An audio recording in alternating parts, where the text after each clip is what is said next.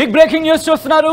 Delhi liquor scam ని తలదన్నేలా Andhra Pradesh liquor scam జరిగిందా అంటే అవుననే మాట వినిపిస్తోంది. దానికి సంబంధించి కీలకమైన డెవలప్మెంట్ తో అనదర్ బిగ్ బ్రేకింగ్ న్యూస్ తో ఆర్టీవీ మళ్ళీ మీ దగ్గరకు వచ్చేసింది. దానికి సంబంధించిన బిగ్ బ్రేకింగ్ న్యూస్ చూస్తున్నారు.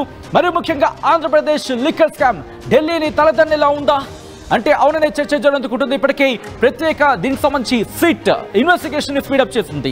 ఈ నేపథ్యంలో కీలకమైన అప్డేట్ తో మళ్ళీ మీ ముందుకు వచ్చేస్తుంది ఆర్టీవీ. మొన్నే ఆర్టీవీ చేరికి దొరికిన కీలకమైన అంశాలకు సంబంధించి ఆడిట్ రిపోర్ట్ కి సంబంధించి అందించే ప్రయత్నం చేస్తుంది ఆర్టీవీ. ఈ నేపథ్యంలో ఇంకొక బిగ్ బ్రేకింగ్ న్యూస్ కి సంబంధించి మీకు చూపించే ప్రయత్నం చేస్తున్నాం. ఒకసారి ఆ గ్రాఫిక్స్ రూపంలో నేను మీకు ఎక్స్ప్లెయిన్ చేసే ప్రయత్నం చేస్తాను. Going to the graphics. Here it is. Andhra Pradesh liquor scam లో ఆర్టీవీ చేతిలో కీలక విషయాలు ఉన్నాయి. దానికి సంబంధించి ఒకసారి పాయింట్ టు పాయింట్ నేను మీకు ఎక్స్ప్లెయిన్ చేసే ప్రయత్నం చేస్తాను. Moving on to the next graphic. Yes, here it is. Liquor scam లో రెడ్డి ఎంటర్ప్రైజెస్ పేరుతో భారీ మోసం జరిగినట్టుగా ఆర్టీవీకి ఆ కీలకమైన ఇన్ఫర్మేషన్ అందింది. Moving on to the next graphic. Scam లో కోట్లు కొల్లగొట్టిన రెడ్డి ఎంటర్ప్రైజెస్ కి సంబంధించి పేరు తెర మీదకి వస్తోంది.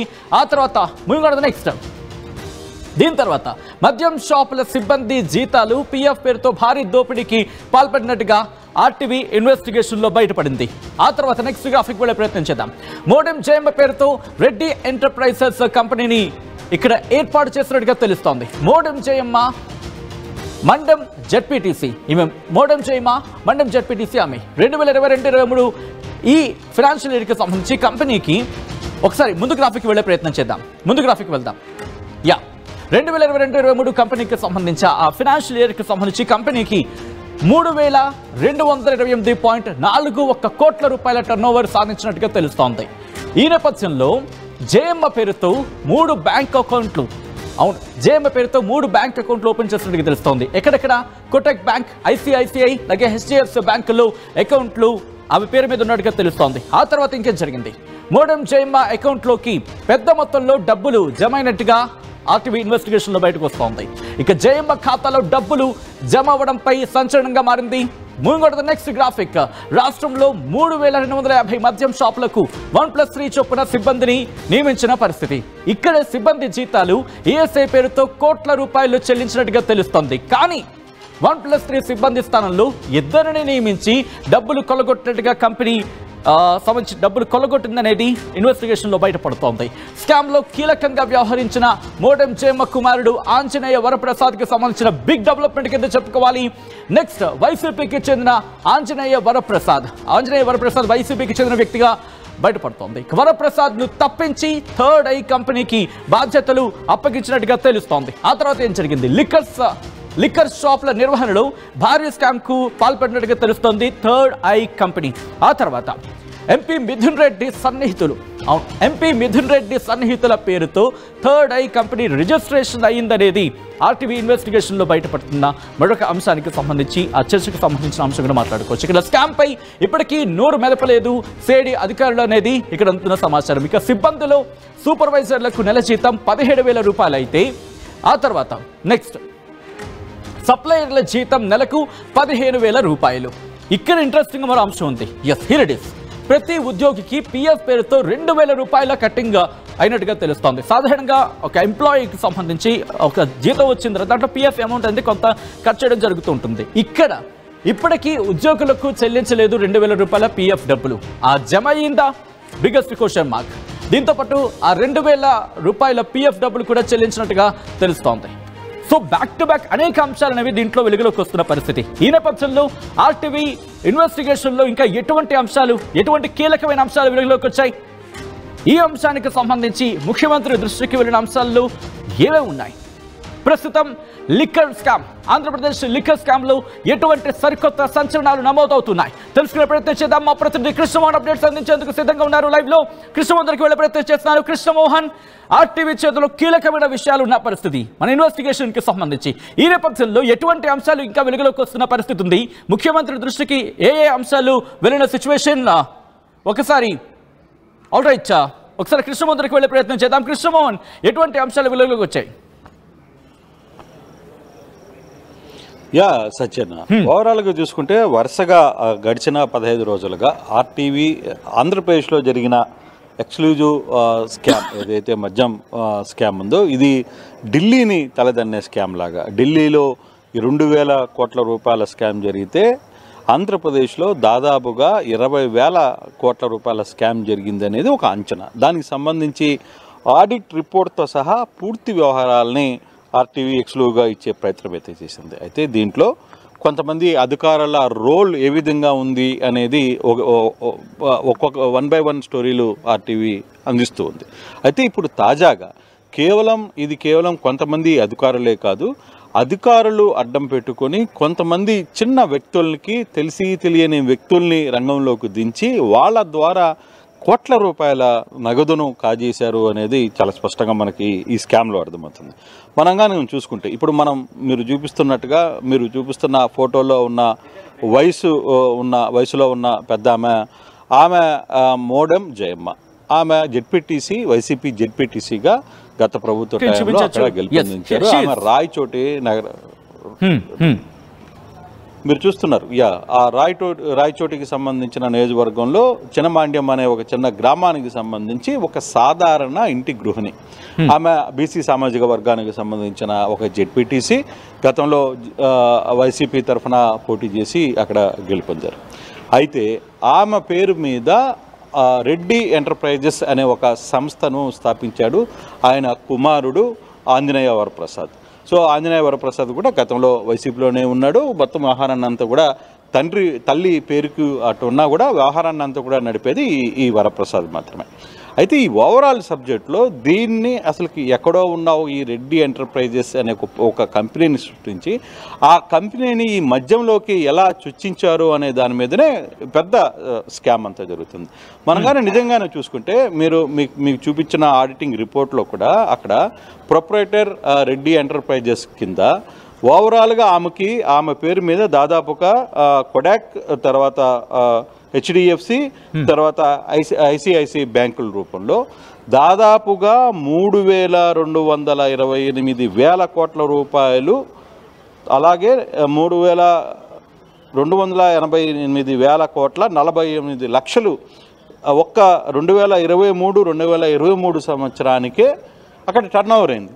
అంటే ఒక సాధారణ జెడ్పీటీసీ లేదు, ఒక సాధారణ ఎక్కడో ఊర్లో ఉన్న వరప్రసాద్ లాంటి వ్యక్తులు దాదాపుగా 3,000 కోట్ల రూపాయల టర్న్ ఓవర్ ఎలా చేయగలిగారు? ఇంత బిజినెస్ ఒక 3 అకౌంట్ల ద్వారా ఎలా జరిగింది అనేది ఇప్పుడు ఈ స్కామ్లో ఉన్న డీటెయిల్ పాత్ర. దీని వెనకాల సూత్రధారులు ఎవరు, దీని వెనకాల పాత్రధారులు ఎవరు అనేది పక్కకు వద్దాం. ముందు అయితే ఈ స్కామ్లో అసలు ఏం జరిగింది? సో ఎవరైతే ఈ ఆంజనేయ వరప్రసాద్ ఈ వ్యవహారాన్ని నడుపుతున్నారో ఈ వ్యవహారం ఆంజనేయ ప్రసాద్ని అడ్డం పెట్టుకుని కొంతమంది పెద్దలందరూ కూడా దీంట్లో ప్రధానంగా ఈ పాత్రలో నడపడంలో వాసుదేవ్ రెడ్డితో పాటు చాలామంది ఎక్సైజ్ అధికారులు, ఇప్పుడు కరెంట్లీ పనిచేస్తున్న కొంతమంది ఎక్సైజ్ అధికారులు, ఓఎస్డీలు చాలామంది ఈ వ్యవహారం అంతా కూడా నడిపారు. వాళ్ళు గతంలో పనిచేశారు, ఇప్పుడు చాలా కీలకమైన పాత్రలో పనిచేస్తున్న పరిస్థితి అయితే కనిపిస్తుంది సచిన్. అయితే ఎప్పుడైతే ఒక రాష్ట్ర ప్రభుత్వం గతంలో వీళ్ళంతా కూడా ఒక స్కామ్కి ఎక్కడ తెరలేపారు అని అంటే దాదాపుగా 3,250 షాపులు రాష్ట్రం మొత్తం మీద గతంలో ప్రభుత్వమే షాపుల్ని ప్రభుత్వమే నడపాలని ఒక నిర్ణయాన్ని తీసుకుంది. ఆ నిర్ణయానికి తీసుకున్న తర్వాత షాపులో సిబ్బంది రూపంలో అంటే 1+3 ఒక ఎలైట్ లాంటి షాపు, అంటే విజయవాడ సిటీలో ఉండే ఒక ఎలైట్ లాంటి షాప్ అంటే కొంచెం పెద్ద షాపు, ఆ బ్రాండ్స్ అన్నీ ఉంటాయి, దాంట్లో ఈ సిబ్బంది కలపాలి అనుకుంటే ఒక సూపర్వైజర్ ప్లస్ ముగ్గురు సప్లయర్స్ ఉండాలి. సో ఆ విధంగా దాదాపుగా 3,250 షాపులకు గాను ఇంటూ 4 వ్యక్తులను వేసుకున్నా కూడా ఆ సబ్జెక్ట్ మొత్తం కూడా అంతమందిని దాదాపుగా ప్రభుత్వం నియమిస్తుంది. ప్రభుత్వం కూడా ఏం చేస్తుంది, వీళ్ళందరూ కూడా అవుట్సోర్సింగ్ సంబంధించిన వ్యవహారం. ఈ అవుట్సోర్సింగ్లో వీళ్ళందరికీ డబ్బులు చెల్లించడానికి ఏదైతే ఈ రెడ్డి ఎంటర్ప్రైజెస్ ఉందో ఆ రెడ్డి ఎంటర్ప్రైజెస్కే 2022లో 2022లోనే దాదాపుగా అమౌంట్లో, అందుకే దాదాపుగా ఒకసారి 3,200 కోట్ల రూపాయలు అంత అమౌంట్ని శాలరీ రూపంలో ప్రతి నెల వేస్తూ అంత అమౌంట్ని ఈ అకౌంట్ల ద్వారా వేసిన పరిస్థితి. అయితే ఇక్కడ జరిగిన స్కామ్ ఏముంది, ఓకే జీతాల కోసం వేశారు కదా, దీంట్లో తప్పే ఉంది అని అందరూ అనుకోవచ్చు. కాకపోతే ఇక్కడ జరిగిన ఇష్యూ ఏంటంటే, ఏదైతే ఎలైట్ షాపులు ఉన్నాయో ఎలైట్ షాపుల్లో 1+3 మెంబర్స్ ఉండాలి, సిబ్బంది పనిచేయాలి. కానీ మిగతా షాపుల్లో, అన్ని షాపుల్లో కూడా 1+2 అట్లా సిబ్బందిని పెట్టుకునే, చిన్న షాపులు అనుకోండి 1+2 ఉండాలి, లేదు ఇంకా మరీ చిన్న గ్రామాల్లో అయితే 1+1 ఉండాలి. కానీ ఇక్కడ జరిగిన స్కామ్ ఏంటంటే, ప్రతి నెల ప్రభుత్వం దగ్గర నుంచి జీతాలు మాత్రం ఏదైతే ఏవైతే నిబంధనలు ఉన్నాయో ఆ సిబ్బంది జీతాలను మొత్తాన్ని కూడా అకౌంట్లో వేసుకున్న తర్వాత, కానీ యాక్చువల్గా అక్కడ పనిచేసే సిబ్బంది మాత్రం ఇప్పుడు విజయవాడలో ఎల్ఐట్లో 1+3 ఉండాలంటే 1+2 పెట్టడం, అలాగే చిన్న గ్రామాల్లో 2 పనిచేసే దగ్గర ఒకరినే ఉంచడం, కొంచెం మిడిల్ క్లాస్లో 3 పనిచేయాల దగ్గర ఒక వ్యక్తిని పెంచడం, అలా చాలామంది దొంగ వ్యక్తుల చేత, అంటే దొంగ పేర్లు చూపించి ఆ జీతాలని సగం కొన్ని వందల కోట్ల రూపాయలని ప్రతి నెల మాయం చేయడం అనేది ఇక్కడ ప్రాక్టీస్ అయిన పరిస్థితి. సో ఈ స్కామ్ దాదాపుగా సంవత్సరం రోజుల పాటు జరిగిన పరిస్థితి. ఇది చాలామందికి లాభదాయకంగా ఉన్నింది. వాస్తవంగా రెడ్డి ఎంటర్ప్రైజెస్ కూడా చాలా లాభదాయకంగా ఉన్న పరిస్థితి. సో ఎప్పుడైతే ఈ వ్యవహారం అంతా కూడా ఆ పార్టీలో ఉన్న కొంతమంది పెద్దలు కావచ్చు, కొంతమంది అధికారులు 1 ఇయర్ పాటు ఈ వ్యవహారాన్ని చూశారు, అరే ఇదేంటి, ఇది ఇంత డబ్బులు ఈ రెడ్డి ఎంటర్ప్రైజెస్కి వస్తున్నాయి, దాంట్లో రెడ్డి ఎంటర్ప్రైజెస్ చాలామందికి షేర్లు ఇచ్చిన పరిస్థితి. రెడ్డి ఎంటర్ప్రైజెస్ వరప్రసాద్ దాదాపుగా కొంత కీలకమైన వ్యక్తులందరూ కూడా ఎవరి నెల షేర్ వాళ్ళకి పంపించేవాడు. మరోవైపు ఏంటి, ఏదైతే దీని ఉద్యోగం కావాలనుకున్న వాళ్ళకు కూడా ముందుగా 1 నెల జీతం అడ్వాన్స్గా నేను కోరుకుంటే నేనే ఇవ్వాలి, అంటే ఆ సిబ్బందే ఒక 15,000 జీతం అంటే 15 రూపాయలు జీతం ఇవ్వాలి. సో ఇటువంటి ఒక దోపిడీ గురైంది. మరోవైపు జీతాల సిబ్బంది మీద మరోవైపు దోపిడీ గురైంది. అయితే ఇక్కడ దీంట్లో ఇంకొక ఆసక్తికరమైన అంశం ఏంటంటే, ఎవరైతే సూపర్వైజర్స్ ఉంటారో వాళ్ళకి 17,000 రూపాయల జీతాన్ని ప్రభుత్వం నిర్ణయించింది. అయితే ఈ 17,000లో వాళ్ళకి 15,000 ఇచ్చి 2,000 రూపాయలు పిఎఫ్ కింద కట్ చేసే ప్రయత్నం చేశారు. ఆ లెక్కన 3,250 షాపుల్లో పనిచేస్తున్న ప్రతి సిబ్బంది దగ్గర నుంచి 2,000 రూపాయలు కట్ చేయడం మొదలుపెట్టారు. మరోవైపు సప్లయర్స్కి సంబంధించిన కూడా వాళ్ళకు ఉన్న 15,000 జీతాన్ని 13,000 మాత్రమే వాళ్ళ చేతిలోకి ఇచ్చి మరో 2,000 మాత్రం ఈ కంపెనీ పిఎఫ్ రూపంలో కట్ చేసి ఇవంతా కూడా పక్కన పెట్టింది. అయితే ఈ రోజుడి వరకు కూడా వాళ్ళు పనిచేసిన సిబ్బందికి ఈ పిఎఫ్ డబ్బులు చెల్లలేదు. సో ఆ డబ్బులు మొత్తం కూడా ఏ సంవత్సరానికి ఆ సంవత్సరం వీళ్ళు తీసుకునే ప్రయత్నం అయితే చేశారు. ఎప్పుడైతే ఈ రెడ్డి ఎంటర్ప్రైజెస్కి సంబంధించిన వ్యవహారంలో ఇది ఒక పెద్ద లాభసాటి బిజినెస్, అసలుకి ఎవరికి బయటికి కనపడిన బిజినెస్, డబ్బులు చూస్తే కొన్ని వందల కోట్ల రూపాయలు మన చేతికి వస్తున్న ప్రయత్నం చూస్తున్నారు, అది ఒక మంచి ప్రాఫిట్ అనుకున్న టైంలోనే అక్కడున్న కొంతమంది అధికారులు, సీఎంఓలో పనిచేస్తున్న కొంతమంది అధికారులు, అప్పుడు ప్రస్తుత ఎండీగా ఉన్న అధికారి, వీళ్ళందరూ కూడా కలిసి ఈ రెడ్డి ఎంటర్ప్రైజెస్ అనే వ్యక్తిని బలవంతంగా బయటికి పంపించేశారు. సో అప్పుడు ఈ ఆంజనేయ ప్రసాద్ అనే వ్యక్తి ఏం చేశాడంటే, సో అసలుకి నన్ను ఎందుకు, నాకు అగ్రిమెంట్ ఉంది, నేను హైకోర్టుకి వెళ్ళాలి, నన్ను ఎందుకు చేయని అతను కోర్టుగా కూడా కొంత ప్రయత్నం చేసినప్పటికీ బై ఫోర్స్ఫుల్గా అతన్ని అక్కడి నుంచి తరిమేసి అదే సిస్టంలోకి తాడే అనే వ్యవస్థని అక్కడికి తీసుకొని వచ్చిన పరిస్థితి అయితే ఉంది. సో ఈ తాడే వ్యవస్థలో ఇదే వ్యవహారాన్ని తిరిగి నడిపించే ప్రయత్నం అయితే చేసిన పరిస్థితి. సో దీంట్లో దాదాపుగా గడిచిన 3-4 సంవత్సరాల్లో, అంటే ఎప్పుడైతే ఆంధ్రప్రదేశ్ వైసీపీ ప్రభుత్వంలో లిక్కర్ వ్యవస్థ, మద్యం షాపులన్నీ కూడా నేరుగా గవర్నమెంటే నడపడం స్టార్ట్ అయిన తర్వాత నుంచి కూడా దాదాపుగా 3 కంపెనీలకు సంబంధించి ఇటువంటి స్కామ్ని ప్రతి ఒక్కరు కూడా వెనక నుండి నడిపించిన కీలకమైన వ్యక్తులు, కొంతమంది రాజకీయ నాయకులు కూడా ఈ వ్యవహారంలో అయితే ఉన్నారు. చాలా కీలకంగా ప్రభుత్వంలో పనిచేసిన వ్యక్తులు కూడా ఉన్న ప్రయత్నం అయితే చేశారు. అయితే ఇంత స్కామ్ జరిగిన తర్వాత దీంట్లో పేరుకి డబ్బులేమో, జీతాల డబ్బులేమో పడుతున్నాయి, జీతాలు ప్రభుత్వానికి సిబ్బందికి చెల్లించే ప్రయత్నం అయితే చేస్తున్నారు. అక్కడ ఒక రకమైన స్కామ్ చేస్తే, షార్టేజ్ని పెట్టుకుని అక్కడ ఒక రకమైన షార్ట్ చేస్తే, ఏదైతే పిఎఫ్ రూపంలో దాదాపుగా ప్రతి వ్యక్తి దగ్గర నుంచి 2,000 రూపాయలు వసూలు చేసి ఆ 2,000 రూపాయలని పిఎఫ్ని ఇప్పుడు దాకా చెల్లించకుండా దానికి సంబంధించి ఇంకొక స్కామ్ని చేస్తే ఇలాగా ప్రతి సిస్టమ్ దగ్గర కూడా ఎక్కడ దొరికితే అక్కడ ఏ విధంగా మనం చేయగలమా అనే అంశాల మొత్తాన్ని కూడా ప్రభుత్వం దోచుకునే ప్రయత్నం అయితే చేసింది. అంటే అప్పుడున్న అధికారులు దోచేసే ప్రయత్నం అయితే చేశారు. నేను గతంలో కూడా చెప్పినట్టుగా ఇంత స్కామ్ జరుగుతుంటే అప్పుడు రిటైర్డ్ అంటే ప్రస్తుతం రిటైర్డ్ అయిన ఒక ఐఏఎస్ అధికారి ప్రస్తుతం ఇంకా ఆయన కూడా ఈ వ్యవహారంలో చాలా కీలకంగా వ్యవహరించారు అనేది మనం గతంలో కూడా మాట్లాడుకున్న పరిస్థితి. కానీ ఏదేమైనా ఇంత పెద్ద స్కామ్ జరిగిన తర్వాత ప్రభుత్వం ఇప్పుడు సిబిఐ దీని మీద సిబిఐడికి వేశారు, తర్వాత ఇప్పుడు సిట్టు నడుస్తోంది.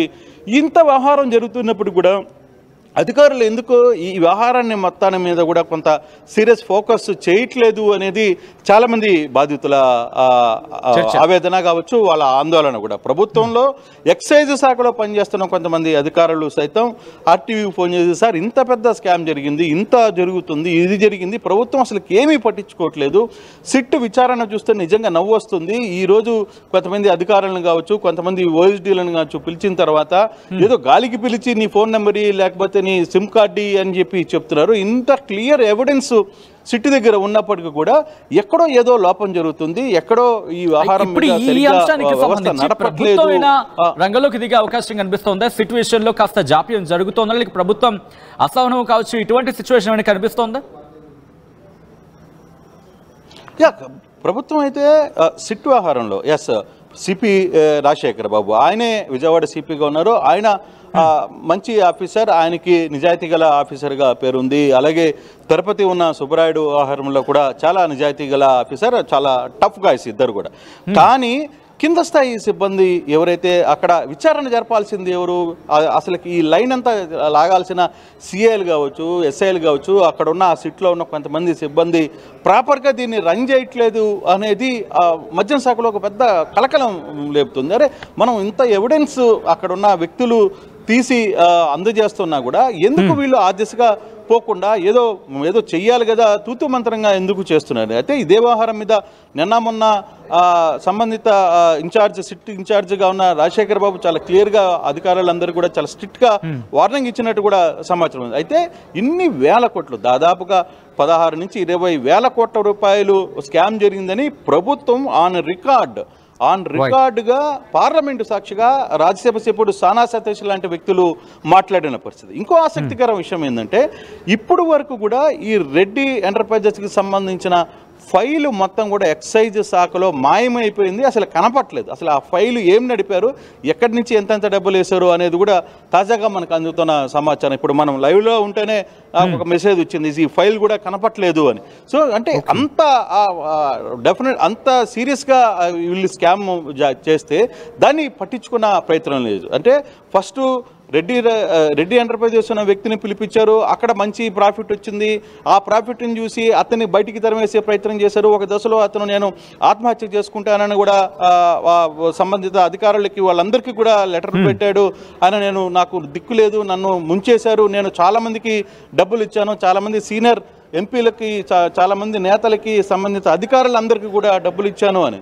అయితే ఇప్పుడు సిట్ కూడా చేయాల్సిందండి ఇటువంటి అధికారులని, ఇప్పుడు ఈ వ్యక్తుల్ని విచారించి అరే బాబు నువ్వు ఎవరెవరికి డబ్బులు ఇచ్చావు, వాళ్ళ దగ్గర అతని దగ్గర ఫుల్ డేటాతో సహా అంతకుముందు చేశారు అనేది. కానీ ఇప్పుడు ఆ దిశగా ఎందుకు పోతుంది అనేది సచిన్. అయితే ఇప్పుడు కూడా ఇది ఇంతటితో ఆగేది కాదు, కానీ సిట్టి వ్యవహారం మీద కొంత సీరియస్గా ముందుకు వెళ్ళాలి అనేది రాజశేఖర్ కానీ లేకపోతే సుబ్రాయుడు లాంటి ఎస్పీలు కూడా చాలా గట్టిగా అనుకుంటున్నా. ఆ కింద ఎక్కడో కొంత గ్యాప్ జరుగుతోంది అనే ఒక చర్చ అయితే జరుగుతుంది. కానీ ఇప్పటికీ ఈ వ్యవహారంలో గతంలో పనిచేసిన అధికారులే మళ్ళీ తిరిగి కీలక పోస్టులలో వాళ్ళే ఉండడం వల్ల కూడా ఇది పోలీసుకు శాఖకు సరిగ్గా సహకరించే పరిస్థితి లేదు. అయితే ఈ వ్యవహారం మీద ఎంత సీరియస్గా ఎఫెక్ట్ పెడితే అంత